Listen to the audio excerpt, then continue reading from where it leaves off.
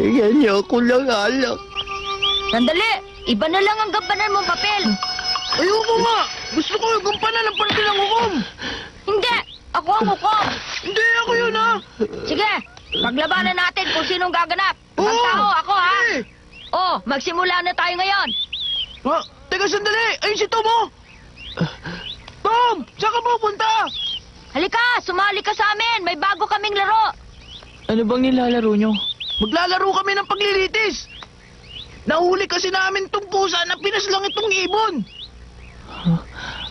Lilitisin ang pusa pagkatapos mapatawan ng parusa ng hukom! Ako ang hukom at ang ipapataw ko ay parusang kamatayan para sa pusa. Halika nga rito. Talaga bang pinaslang ng pusa ang ibon? Oo, kitang-kita ng dalawang mata ko! Sinunggaban niya yung aking ibon, Tom! Pero hindi niyo patiyak kung ang pusa nga ang pumaslang sa ibon. Naglalakad ng pusa na kagat ng aking ibon! Maari din namang napulot lang ng pusa ang ibon eh. Ah, oo. Maaari ding mangyari yun. Hindi! Maliwanag na pinaslang ng pusa yung ibon! O ngayon, meron bang isa sa inyo na nakasaksi sa ginawang pamamaslang sa ibon ni Ben? Kung meron, magsalita na! Meron bang nakasaksi? Kung meron mang nakasaksi sa ginawang pamamaslang? Oy, Tom, saan ka pupunta? Ba't ayaw mong sumali sa amin? Ayoko na ganyan laro. Hindi ako naglalaro ng ganyan. Alam ko na si McPatter na nakakulong ngayon sa bilangguan sa salang pagpatay ay walang kasalanan. At dahil dito, hindi ako makatulog sa gabi. Ang taong pumaslang kay Dr. Robinson ay si... Oo, ang taong pumaslang kay Dr. Robinson ay si Injan Joe. Hindi lang ako, kundi pati siya ka nakasaksi sa ginawa niya pamamaslang.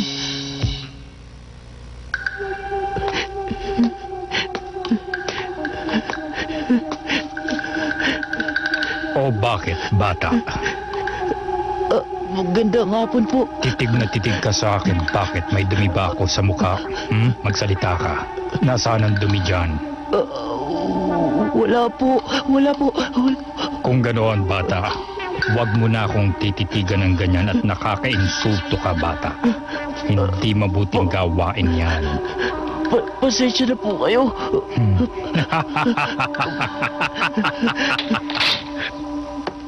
Sandali, Indian Joe!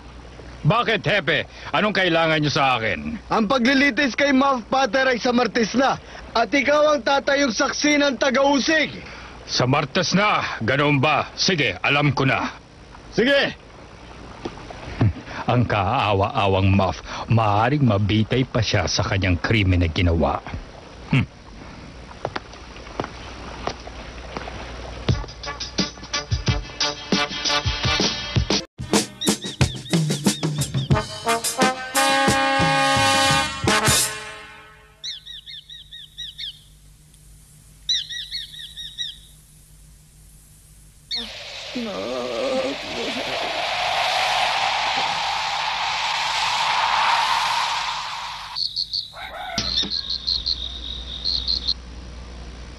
Tom, nakita mo mga pangyayari, ano?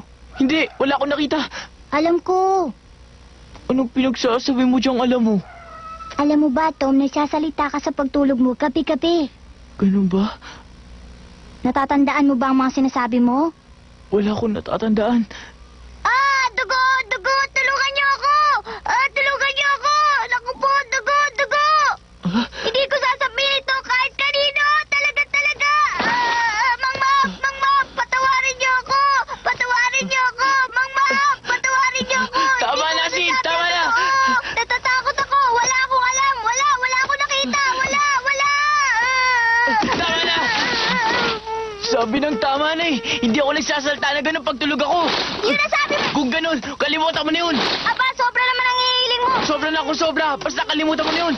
Hindi ko sasabihin kahit kanino. Sabihin mo lang sa akin kung paano pinaslang ni Mang Muff si Dr. Robinson. Sige na! Sinabi ko naman sa'yo, wala akong nakita.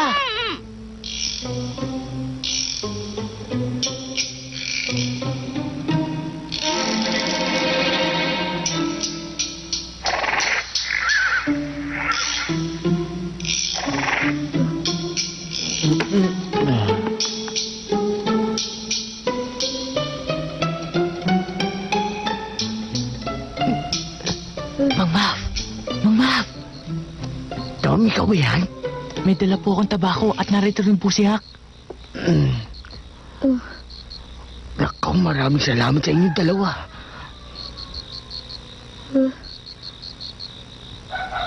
Pinipilit po namin makakuha ng alak, kaya lang. Dalian niyo, na ako. Makakakuha din po kami ng alak sa susunod. Mang Maf, ano pa po ang kailangan nyo? Abay, wala na akong kailangan. Labis-labis na nga to at nagpapasalamat ako dahil pinapakain ako dito sa tuwing oras ng pagkain. Sobra na yata yun para sa isang taong katulad kong masama. Mang Maf, talaga po bang kayo ang pumaslang kay Dr. Robinson? Malamang nga. Pero maniwala kayo na hindi ko sinasadya yun dahil lamang yun sa alak. Lasing na lasing ako nung gabing yun at wala na kasi akong matandaan kung ano man na nangyari. At nang mahimasmasan ako, ang batang doktor ay nakabulagta at nakapato sa dibdib ko na punong-puno ng dugo. At ang patalim ay hawak ko sa aking mga kamay. Napakasama ko. Kung hindi niya matandaan ang kanya ginawa, bakit pa siya nilang wala siyang kasalanan? Salamat. Ngunit tinahabig ko na. Nakapatay ako ng tao nang wala ako sa sarili kong pag-iisip. Hindi ko kayo malilimutan dalawa. Kayo lamang ang dalawa sa lahat ng tao dito sa bayan natin na nagpapagaan ng loob ko. Tom, Hak, hindi ko kayo malilimutan. Maraming salamat sa inyong dalawa. Mang Maf, huwag niyo po kami pasalamatan ng labis. Ginagawa lang po namin ang dapat. Tom, pabayaan mo hawakan ko ang iyong kamay. Ang maliliit mong kamay na siyang umaalalay sa akin. Hak, ang mainit mong kamay, ang init na iyong pagdamay.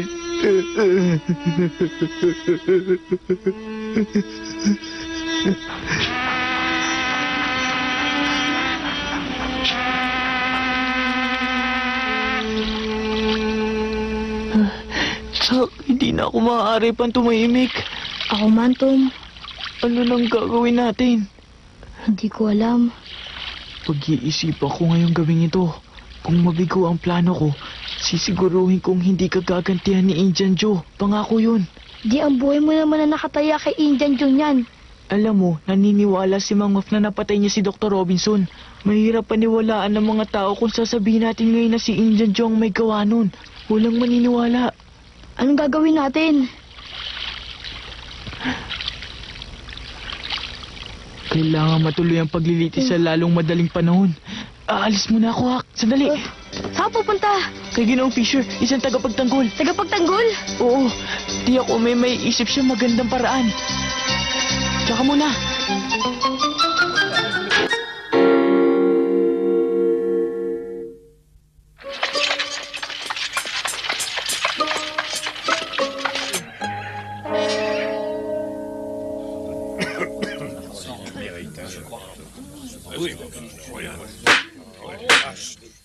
Tahimik! Yung aking ano doon, na pag-aaya, ibinigay ko sa'yo. Katahimikan!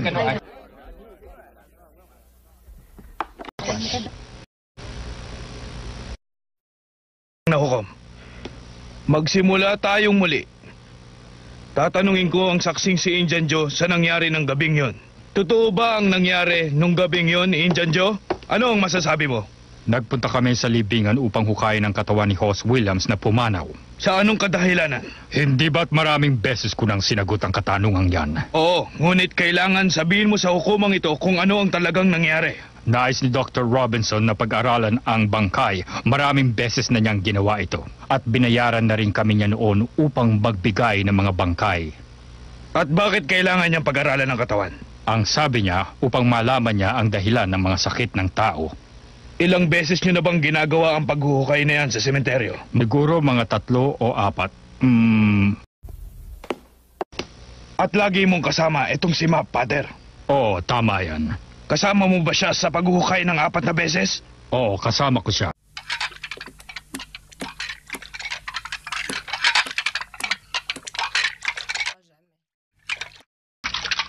Tia, Ah, si Tom po nananaginip ng masama gabi-gabi. masamang panaginip? Anong panaginip? Sumisigaw po siya ng Alam po ninyo, palagay ko po ay nakita ni Tom ng paslangin ni Mang Map si Dr. Nixon. Anong sinabi mo? Kaya po siya lagi nananaginip ng masama gabi-gabi. Bakit hindi mo agad sinabi ang bagay na ito sa akin, bata? Wag raw pong sasabihin kahit kanino. Alam, kaya pala iba ang kilos niya nitong mga nakaraang araw. At kaunti kumain. Minsan ay bumininga. At ayaw upang maglaro. Ay, at lagi siyang nag-iisip. Para bang gulong-gulo ang isip niya. Tama, Sid. Po? Bakit nagpunta si Tom sa libingan ng hapon yun? At ano naman ang ginawa ni Mapapos noon? Hinugot ni Muff ang kanyang kanyang bulsa at sinaksak si Dr. Robinson sa puso. Napakabilis na mga pangyayari kaya hindi ko na nagawang pigilan si Muff at nabitiwan ni Dr. Robinson ang pamalo niyang hawak at bumulagta siya sa lupa at tinamaan ang pamalo niya si Muff at bumagsak si Muff at sa ibabaw naman ni Muff nalugmok ang doktor.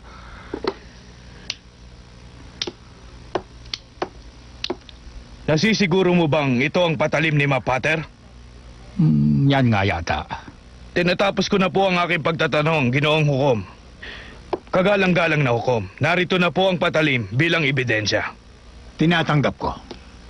Ngayon ang tagapagtanggol naman ng nasa sakdal. Ginoong tagapagtanggol, wala ba kayong itatanong sa saksi? Wala po ang katanungan. Hindi ko yata maintindihan. Wala kang katanungan sa isang mahalagang saksi.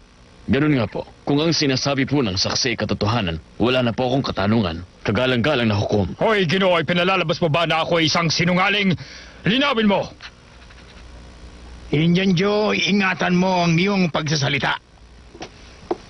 Bumalik ka na sa iyong dating kinaupuan hanggang ipatawag kang muli bilang saksi.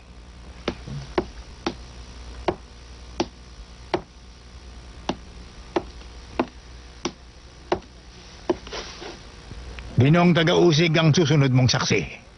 Opo. Ginoong Taylor? Maaari ka nang pumunta rito. Ito nga po ang patalim na ipinakita sa akin ni Map.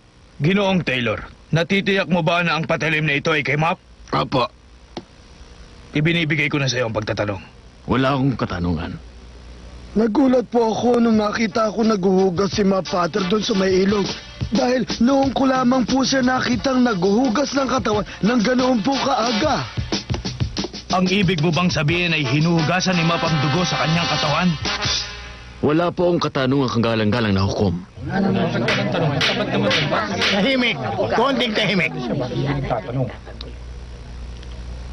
Ginoong tagapagtanggol, wala kang tinanong na kahit na isang saksi. At sa aking palagay ay napapabayaan mo ang iyong tungkulin bilang tagapagtanggol ng nasasaktal. Hindi naman po sa ganong kagalang-galang na hukom. Ginoong Hukom, sa palagay ko po hindi na makapagtanong ang tagapagtanggol sa mga saksi sapagkat nakikita niyang maliwanag na may kasalanan ang nasasakdal. Ginoong tagapagtanggol, may sasabihin ka pa ba? Kagalang-galang na hukom, pahintulutan po ninyo kung tumawag ng bagong saksi ko rito sa harapan. Tawagin mo ang iyong bagong saksi. Kayo po ang masusunod, kagalang-galang na hukom. Sa palagay ko po ay hindi na kailangan kumuha pa ng ibang saksi. Ginoong tagapagtanggol, tawagin mo na ang iyong saksi. Hindi po. Tomas Sawyer. Bata pa yun. Tinatawagan ngayon si Tomas Sawyer. Kayo maingay. Oh, halika na rito sa harapan, Tomas Sawyer.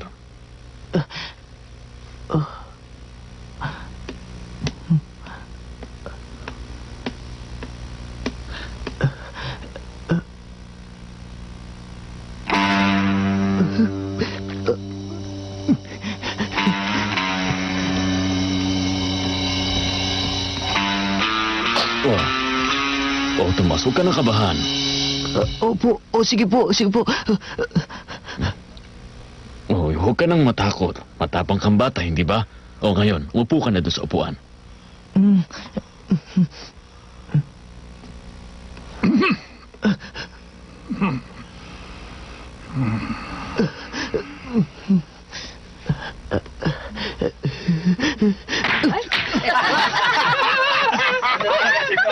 tagapagtanggol, ano po sasabihin nito?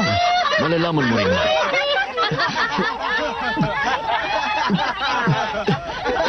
Tahimik! Konting tahimik!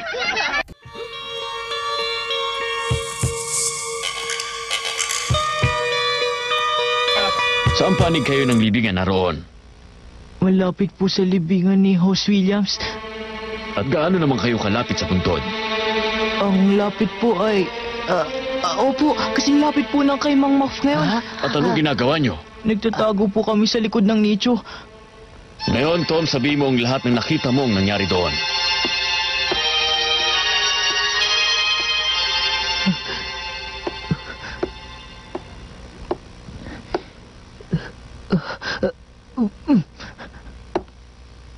Ano, Tom? Tomas! Sabihin mo ang mga nakita mo doon at walang dahilan upang mag-alala ka. Magpakatatag ka. Sabihin mo ang buong katotohanan.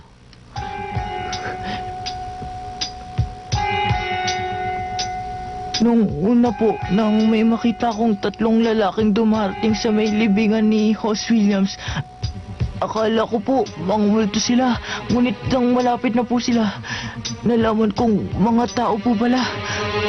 Sila po sina Indian Joe, Muff Potter at Dr. Robinson. Nawalan po ng malay si Mang Muff at bumagsak sa lupa. Ang subuksak po kay Dr. Robinson ay si Indian Joe. Ano? Ito ba yan? Sigura niya, no?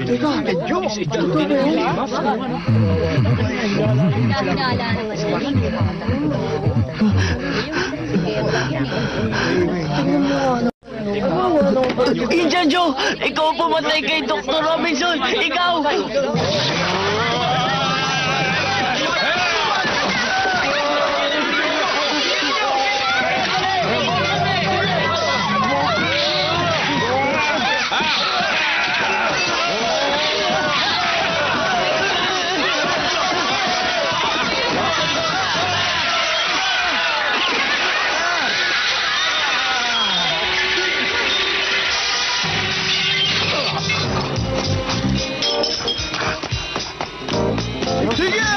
Habulin si Indian Joe! Habulin niyo si Indian Joe! Indian Joe! Hindi niyo papabulin ang mga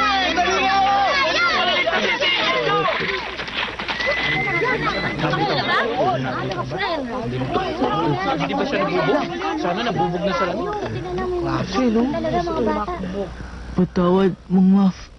Dapat sana mas maaga ko pang sinabi ang totoo. Sana hindi ka na nahihirapan ng ganito. Ngunit hindi ako makapagsalita dahil natatakot ako kay Indian Joe. Patawad. Tom, salamat. Maraming salamat sa iyo, Tom. Ligtas ko si Mang Muff Potter. Ngunit hindi nila nahuli si Indian Joe.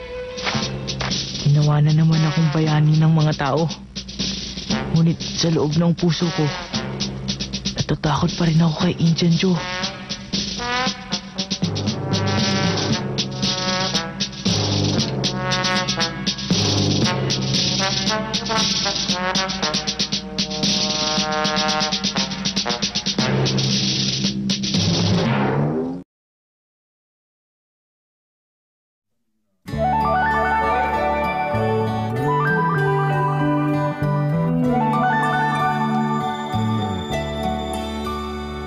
人が生ま